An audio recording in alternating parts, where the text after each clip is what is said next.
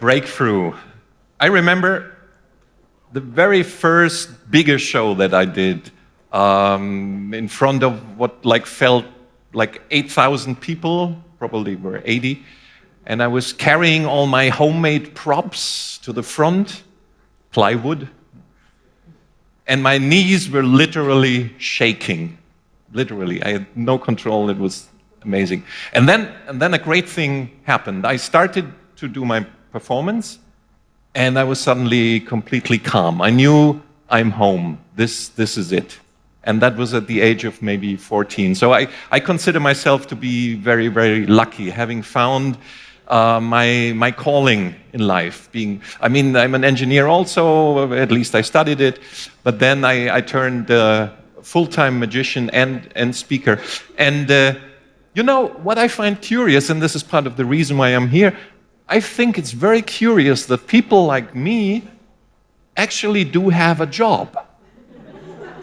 Yeah, in our age of technological marvels, there come people like me who take a piece of rope, some playing cards, some banknotes, and suddenly your mind goes bazoom.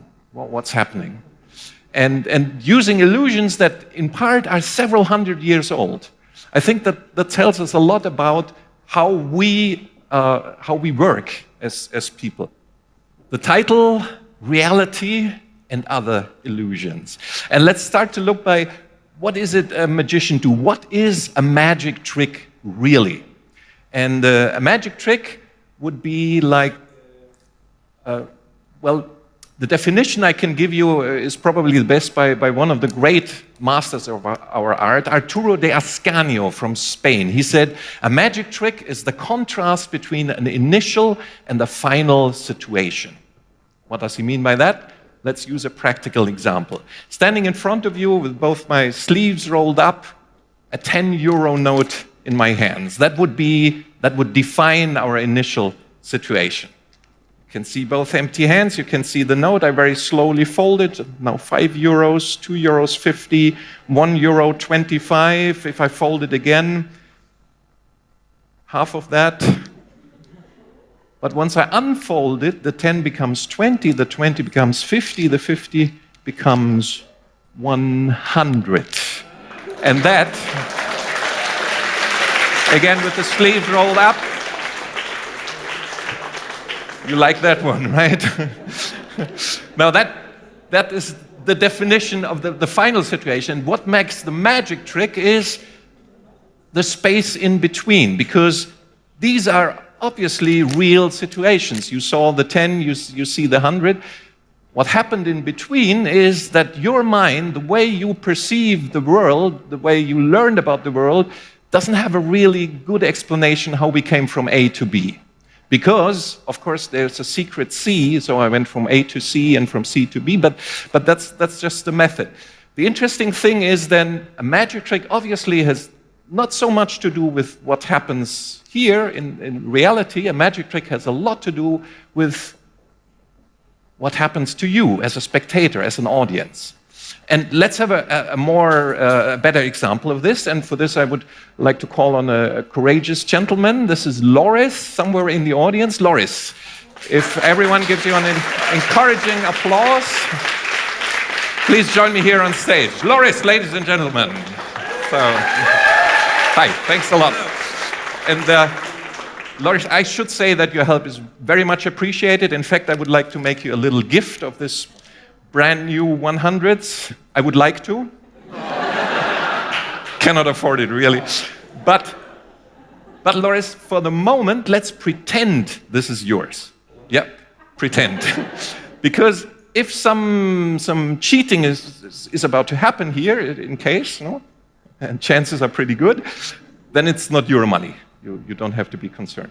Loris, I'm not sure if it happened to you. I'm sure to someone here in the audience or the people watching, you're in a foreign country, busy marketplace, you want to pay, you don't have the proper money with you. Suddenly, out of nowhere, there are some very helpful people saying, change for you, make good rate.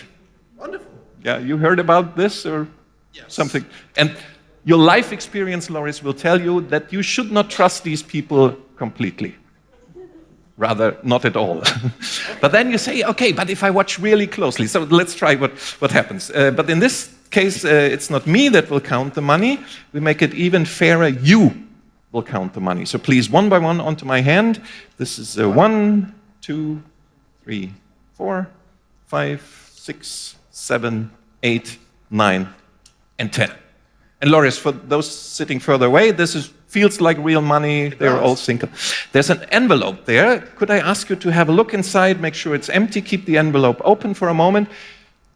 The notes counted by Loris. 1, 2, 3, 4, 5, 6, 7, 8, 9, and 10. At the tips of my fingers, right into the envelope. If you hold it for a moment, Loris, usually you would say 100 for 100, a fair deal. Good rate, no? But if, and that's my point, if this was happening in real life, somewhere in the street, at this point, Loris would have lost 10 euros. Let's check. Nice. Loris, is there anything left inside? Honestly, there is. Thanks. And yet these are just 1, 2, 3, 4, 5, 6, 7, 8, and 9. But I can feel a certain skepticism in the audience. You notice when there's no applause. Yeah? So no, you say, no, this is not possible. He's so close, we've watched so closely. These are still 10, he only makes us believe it's like 9. No, Loris, you yourself, you can count. Onto my hand, it's really just 9. This is 1, 2, 3, 4, 5, 6, 7, 8.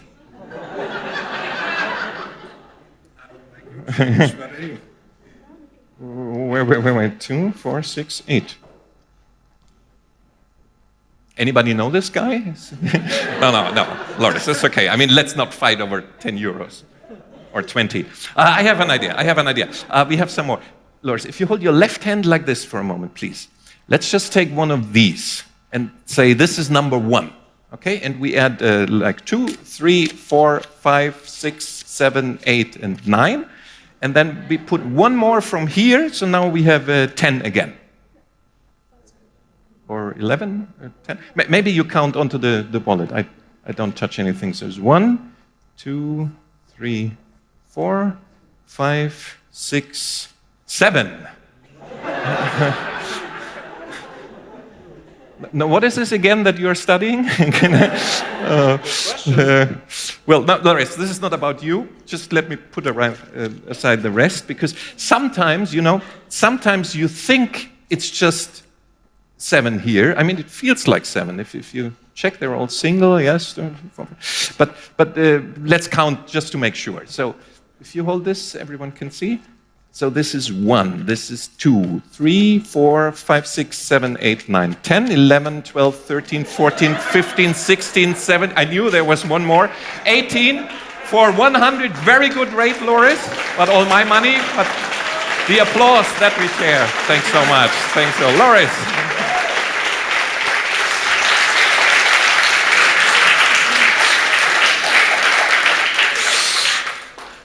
Honestly, I love my job.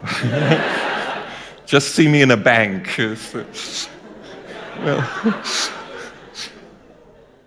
Now, what does this example tell us? And I think it's a very important point. Something that you know intellectually, I guess, but something that even though we know it, we don't really believe from the bottom of our heart. What just happened here on stage, Loris and I experienced, I mean, it was the same situation, but we experienced it completely differently, I hope. Because Loris was wondering, where the hell does all the money come from, and more importantly, where does it go to? Whereas I was busy doing it. So I knew exactly what was going on. I was actually managing it. But the point I want to make is, this is not just true for this situation, or for you as an audience. This is true whenever there are 2 or more people experiencing one situation. Because there's always that personal point of view defined by the knowledge you have, by your preferences, by your cultural background.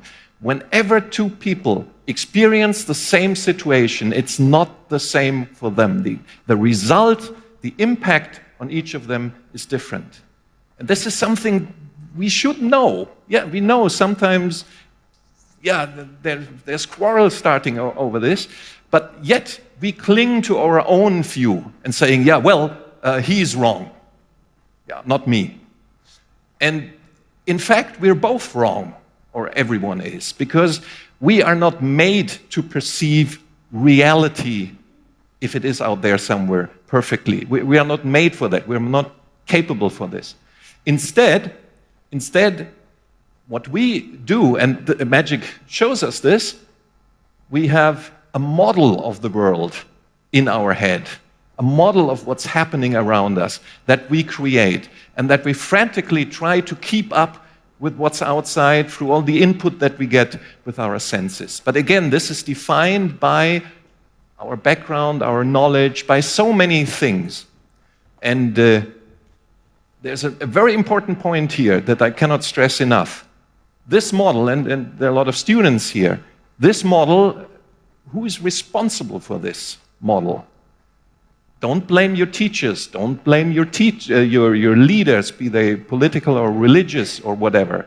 Of course, they shape your model, they influence your model. Science, all these things. But the responsibility for the model is yours, because you have to choose who are the people that I trust. And you have the responsibility to check this model, make sure, is it still more or less fitting for what is going on out there? And again, the important point, whoever controls the model controls you. So it's your responsibility. You cannot say, all these other people did it. And we live in a day where we have drastic, there you go. And we live in an age, but I guess it's always been like this, where this is used against people. People with power know how to manipulate the models of other people. So that is something you should be aware of. Let's use another experiment, where not just one person can participate, but everyone here. It's a simple math question. I have a paperback that I wrote on the train. This has, let's see, exactly 172 pages. And a double page in this book has, I would say, about 600 words. Okay, 172 pages, 600 words for a double page. Question to you, more or less, how many words are in this book? But careful, there's a little catch, there's a little trick involved. So I can see some of you are going calculating, some of you say, leave me alone. But of course, what you should not do is just say, 600 times 172, because it's a double page that has 600 words. So the intelligent answer is, okay, one page has about 300, so you have 300 times 170 is around 52,000, whatever words. Very good answer, very intelligent answer, but completely wrong. Because actually I can tell you precisely how many words are in these books, because I counted them. The number of words in this book is 575. Because the page you're seeing here is the only page in this book that has words on them. All the other pages are blank. Now, if you feel a little cheated at this point, and I can see the body reactions, people go, oh no. The question is, who did the cheating? Because I told you this book has 172 pages, which is correct, and I told you one double page has about 600 words, which is also true. All the rest you added yourself. So you deceived yourself. Which, by the way, is a very useful mechanism of our brain that is helpful for our survival, because we know what a book is, we know what a car is, we know what a mobile phone is and what you can do with it. This is all stored within us, and this is it's a fabulous mechanism, just like like creating this model in our head is a fabulous feature that no computer can even dream to simulate, at least at this point. But it is prone to error because it works most of the time, but in some cases it doesn't. And what this obviously very specially crafted example shows us, not only are we unable to properly perceive the world that is around us, we also project our own expectations out into this world. Our own belief systems influence the world that we create in our head, changes the world around us. It's like a filter that you put over a photograph. So, if we put all this together, what does that mean? That means the world as we perceive it, the world that we create quite effortlessly, I must say. We've been doing this our entire life. The world that we create for us in our head is an illusion. It's not true. What are the consequences of that? Well, one consequence is that the way you think about the world, what is happening around you, has a profound influence on that world. So I cannot recommend enough a fabulous talk by David Foster Wallace, the writer. Maybe after the talk you should go to the internet. No, don't go, run to the internet and search for "This is Water" by David Foster Wallace, a fabulous speech where he talks about this, especially the everyday challenge of how you think about the world, because it's your choice. Knowing all these things, and I believe very strongly, gives us choice. It may shake us in the first moment because we are so used to the illusion. We've been using this since our minds started to form. So this for us is reality, but it isn't. So knowing this gives us choice. It gives us choice to question our experiences. It gives us choice to question our world. And you know, the best thing about this, and I have to say this as a magician, changing how we think about the world changes our world, just like real magic. And if that is not a breakthrough, I don't know. Thank you very much.